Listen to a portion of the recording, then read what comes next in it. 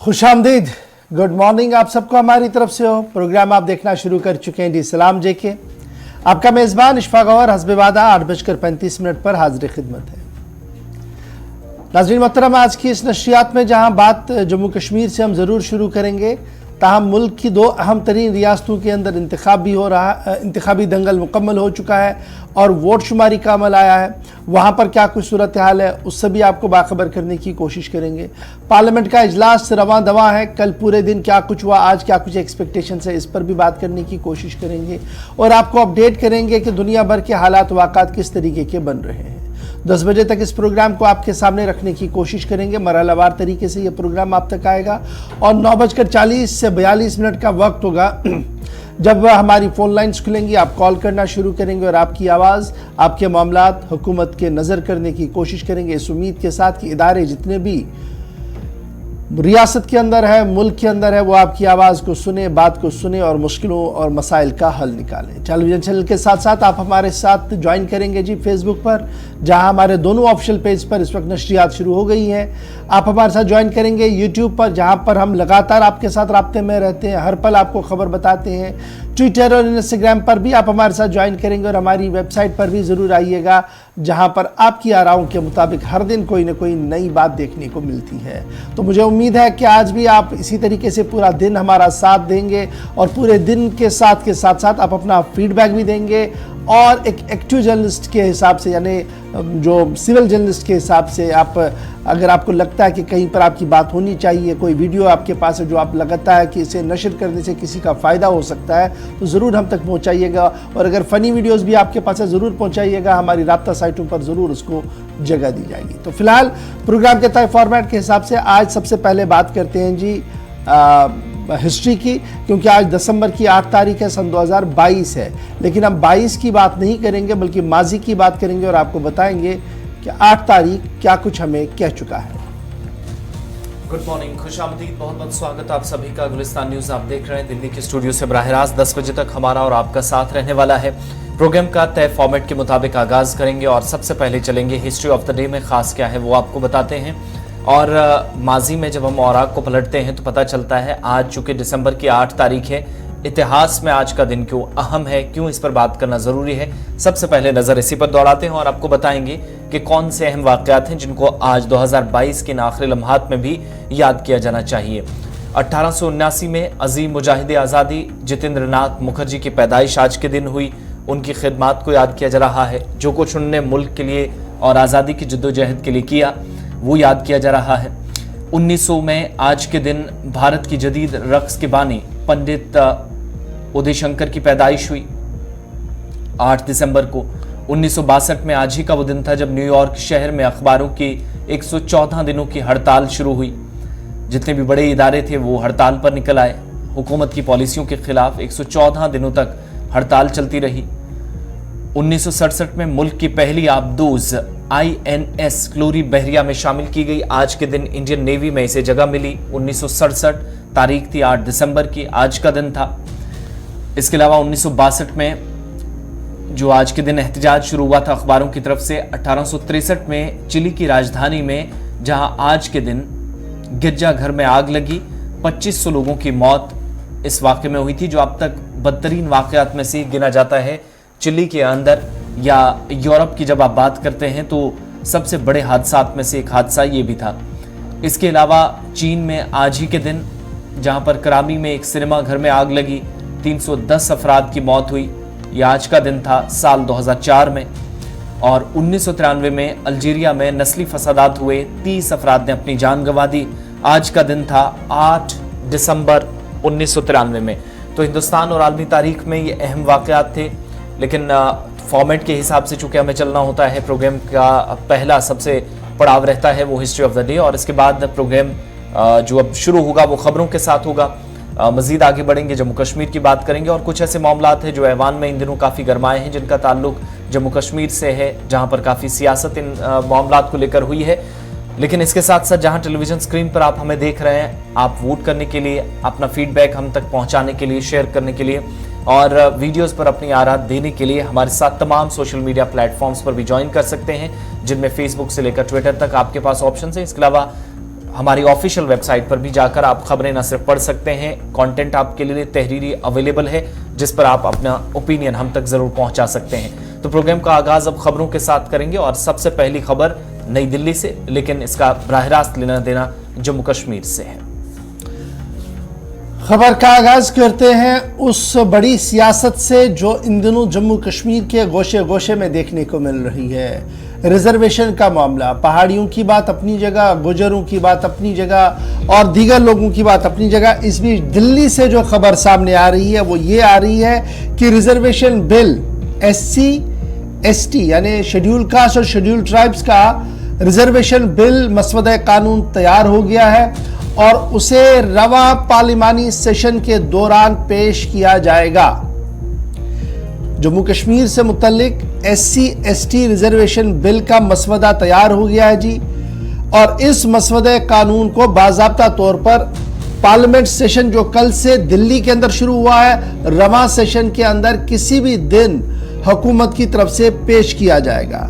और इस नए मसवदे कानून के अंदर कई नई कम्युनिटीज को जगह मिली है जो पिछले कई सालों से लगातार इसकी जदोजहद में लगे हुए थे।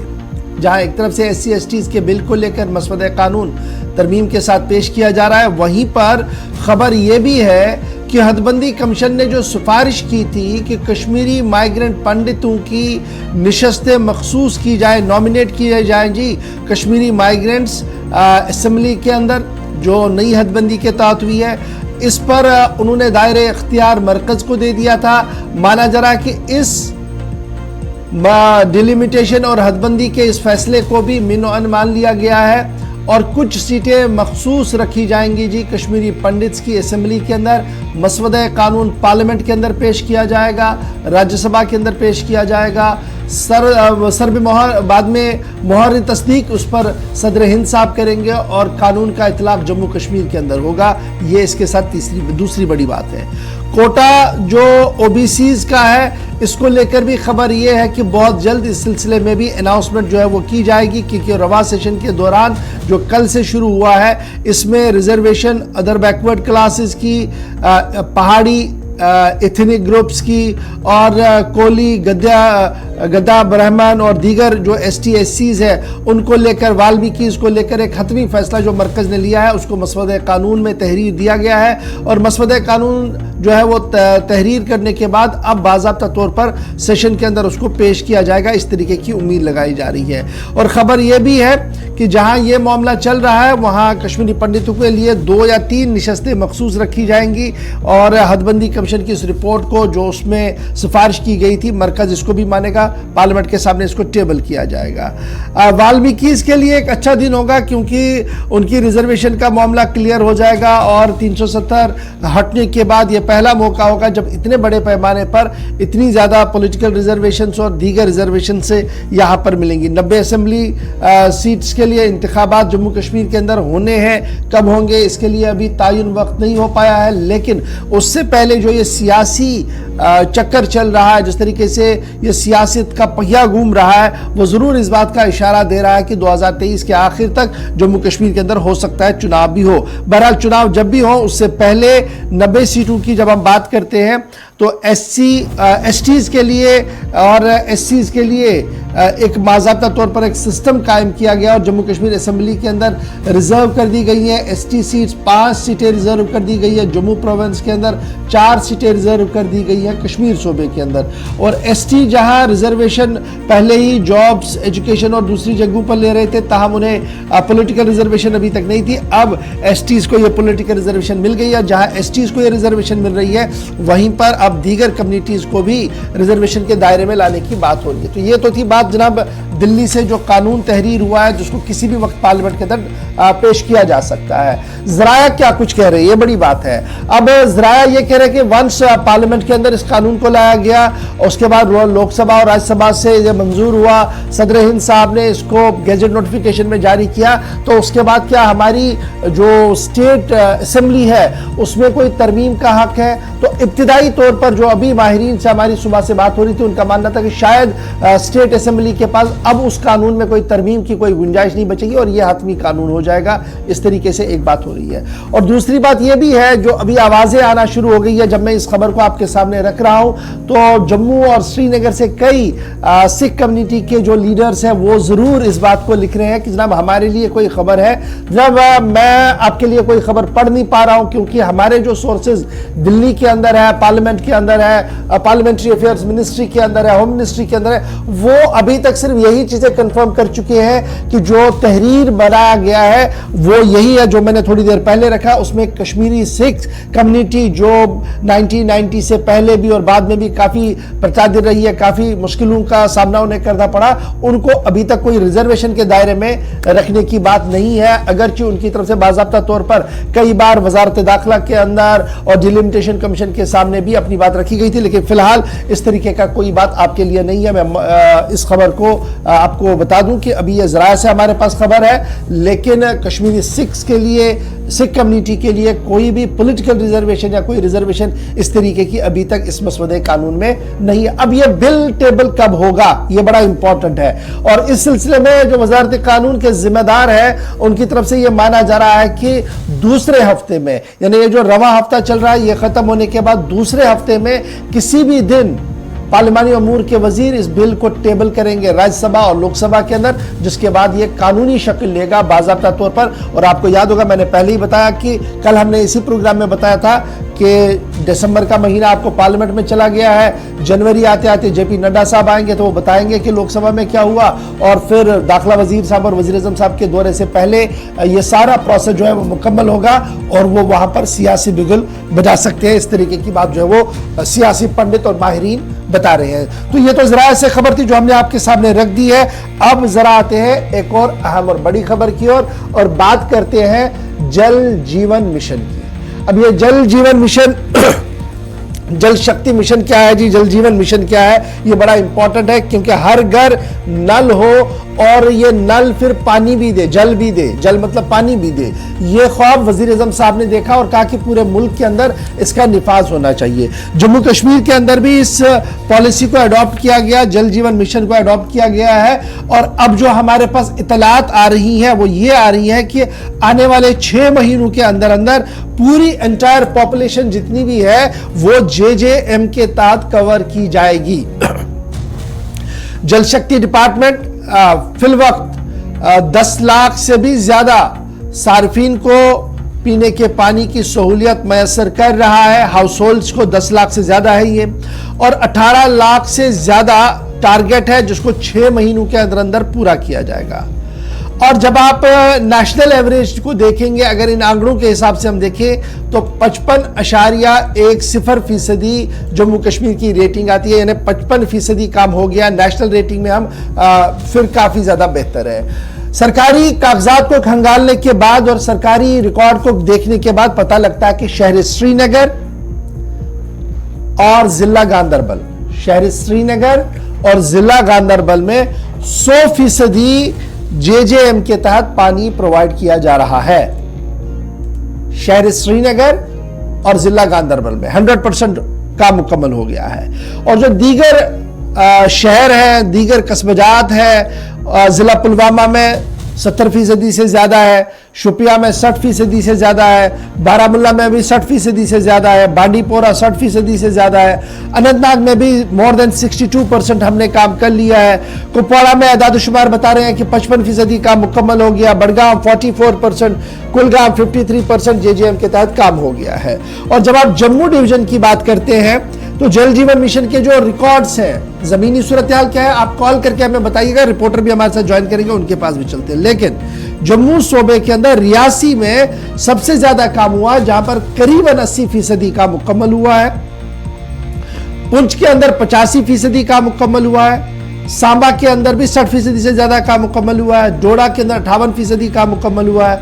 रजौरी 50% से ज्यादा है। जम्मू में 48% के आसपास काम मुकम्मल हुआ है। किश्तवाड़ में 47% है। उधमपुर में 44% है। कुपवाड़ा में 40% से ज्यादा है। रामबन में भी 40% ज्यादा है। तो कुल मिलाकर तमाम अजला के अंदर जेजेएम का काम कितना हुआ है, मोर देन 50% है और मोर देन 60% भी कहीं पर है। तो यही वजह है कि आने वाले 6 महीने में जेजेएम मुकम्मल तौर पर काम करेगा यहां पर, और मुकम्मल तौर पर हर घर को जल मिलेगा, पानी मिलेगा, नल मिलेगा। ये सारे आंकड़े जो है ये मैंने आपके सामने रखे, कौन से, ये सरकार के आंकड़े हैं। लेकिन जमीनी सूरत हाल क्या है, सीधे चलेंगे। सईद रूफ फारूकी हमारे साथ है। सईद, बहुत शुक्रिया जी ज्वाइन करने के लिए। सरकार का बड़ा दावा, शहर श्रीनगर और गांधरबल 100%, बाकी अजला में 50% से ज्यादा काम। ग्राउंड जीरो की कहानी है क्या, और जेजीएम कितना फायदा बख्श और मुनाफा बख्श हो सकता है? बिल्कुल गौर, देखिए अगर हम पीने के पानी के हवाले से बात करें तो कई इलाकों में मुश्किलात थी। अगर हम हर अजला की बात करें तो लोगों को मुश्किलात थी पीने के पानी के हवाले से, क्योंकि सप्लाई जो उनके पास थी वो उनको नहीं मिल रही थी। फिर सरकार ने स्कीम लाई है, जेजीएम स्कीम लाई है, उसके तहत मरकजी सरकार ने पैसा भी वागुजार किया है कि, और ये कहा कि जिन इलाकों में आपको पीने के पानी की मुश्किलात है लोगों को, वहां इस स्कीम के जरिए आप जो है पानी पहुंचा सकते हैं। इस पर बड़ा काम हो रहा है, क्योंकि अगर हमारा हर एक अजला की बात करें तो हर एक अजला में जो मैन एंड मशीनरी है वो इस पे काम कर रही है, और फोकस सिर्फ यही है कि जहां जहां भी पानी की दिक्कत है वहां किस तरह पानी पहुंचाया जाए। श्रीनगर और गांधरबल में जिस तरह ऑफिशियल्स कह रहे हैं, मैंने भी ऑफिशियल से बात की, उन्होंने कहा कि श्रीनगर और गांधरबल ऑलमोस्ट उनको कवर हो चुका है, क्योंकि ये छोटे डिस्ट्रिक्ट है और यहाँ पे जो पहले पानी की सप्लाई थी वो काफी बेहतर थी, इसलिए इनको वहां पे ज्यादा काम नहीं करना था। मगर बाकी अजला में काम हो रहा है, और कहीं परसेंटेज जिस तरह आप अभी काउंट करें तो परसेंटेज कहीं कम है, कहीं ज्यादा है। मगर अभी क्योंकि वादी की अगर हम बात करें तो विंटर्स यहाँ पे शुरू हो रहे हैं, विंटर्स में काम होना बड़ा मुश्किल है। मगर उसके बावजूद भी जो डिपार्टमेंट हेड ऑफ डिपार्टमेंट्स हैं उन्होंने जो एग्जीक्यूटिव इंजीनियर्स हैं उनको कहा है कि आप टेंडर्स आउट करिए, और जहां जहां भी आपको मुमकिन हो सके आप काम कर सकते हो वहां पे अभी आप काम करिए। आप विंटर का या बर्फबारी का इंतजार ना करें, क्योंकि अगर बर्फबारी में भी आप कहीं काम कर सकते हैं तो उसको भी, उस प्रोसेस को भी कंटिन्यू करें, क्योंकि साल 6 महीने के अंदर अंदर हमें मुकम्मल तौर पर इस स्कीम के जरिए लोगों को पानी पहुंचाना है जहां जहां भी मुश्किलात हो रही है। और इसमें एक चीज है, क्योंकि ठेकेदार भी इसमें अच्छी तरह से पार्टिसिपेट कर रहे हैं, क्योंकि इसमें पैसा वागुजार है, और जहां कहीं भी ठेकेदार काम कर रहा है उसको साथ ही में पैसा मिल रहा है, जिसकी वजह से उसको दिक्कत नहीं हो रही। पिछले टाइम में हमने देखा कि जो यहाँ पे काम हो रहे थे वहां पे ठेकेदारों की लेबिलिटी जो है सरकार के पास वो नहीं मिल रही, तो अब वो इंटरेस्ट नहीं दिखा रहे थे काम करने में।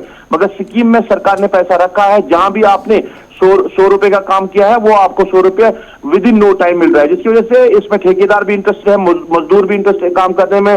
सरकार भी इसको चाहती है कि जल्दी से इस चीज को इंप्लीमेंट करे और लोगों की मुश्किलात को हल करे। कहीं ना कहीं लोग इस स्कीम को देखकर उम्मीद है लोगों को कि जो मुश्किलात है पीने के पानी की वजह से वो खत्म हो सकती है। अब विंटर्स में, क्योंकि 6 महीने का टाइम दिया गया है, अब किस तरह का वेदर यहाँ पे रहेगा, किस तरह की बर्फबारी, अगर कम बर्फबारी होगी तो विंटर्स में भी सरकार के पास मंसूबा है कि यहाँ पे वादी कश्मीर में इस प्रोसेस को जो है कंटिन्यू किया जाए। जो काम जहाँ कहीं भी काम करने हैं, चाहे एसआर बनाने हैं, चाहे पाइपलाइन बिछानी है, उस प्रोसेस को कंटिन्यू रखा जाएगा। बहुत शुक्रिया जी सईद रूफ फारूकी हमारे साथ ज्वाइन करने के लिए। ये तो थी जनाब ज़मीनी सूरत है, लेकिन कुछ लोग ये भी लिख रहे हैं कि जनाब जल जीवन मिशन का काम तो बेहतर है, इसको हम मानते हैं, लेकिन शायद जल और नल के मेरे टाइमिंग नहीं है कि कितने घंटे पानी मिलेगा। लेकिन ज़रूर कई जगह पर पाइपलाइन बिछाई गई है और कई जगह पर 1-आधा घंटा पानी भी आ रहा है। लेकिन शहर श्रीनगर की अगर मैं बात करूं तो सिविल सेक्रेटरीट से सिर्फ 2 या 2.5 किलोमीटर की दूरी पर, 1 किलोमीटर की दूरी पर भी नहीं होगा बटमालू का इलाका।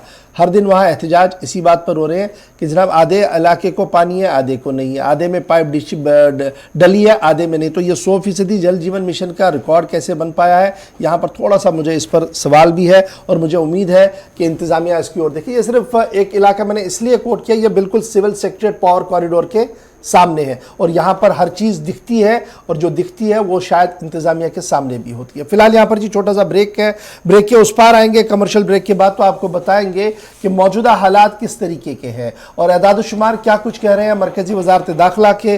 फिर आपको लिए चलेंगे जी आप जो कुपवाड़ा भी और हंदवाड़ा भी, क्योंकि कुपवाड़ा भी चलेंगे और बांडीपोरा भी चलेंगे, क्योंकि डीडीसी के ज़िमनी इंतखाबात मुकम्मल हुए हैं, और वहाँ पर भी थोड़ी देर में ही ईवीएम्स को खोला जाएगा, देखा जाएगा कि मुकाबले में कौन आगे है और कौन पीछे है। फिर आगे आकर आपको कुछ मज़ीद खबरें भी बताएंगे। छोटा सा ब्रेक होगा, उम्मीद है कि आप हमारा साथ देंगे।